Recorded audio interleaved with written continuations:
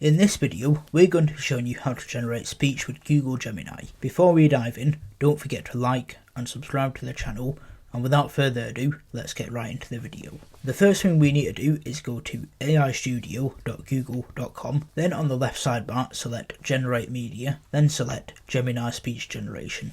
This will bring you to Gemini's voice generator. On the left is where we will enter the text we want turning into speech.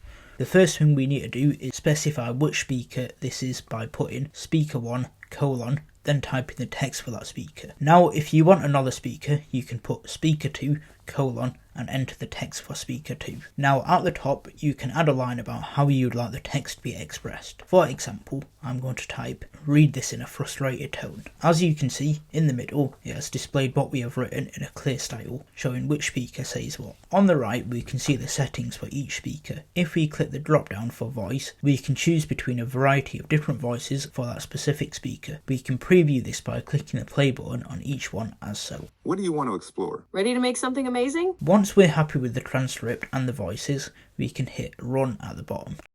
Gemini has now generated the voice. Here is what it sounds like. I can't believe the bus was late again. I know, but at least we don't have to rush anymore. Still, it makes me late every single time. Hey, it's fine.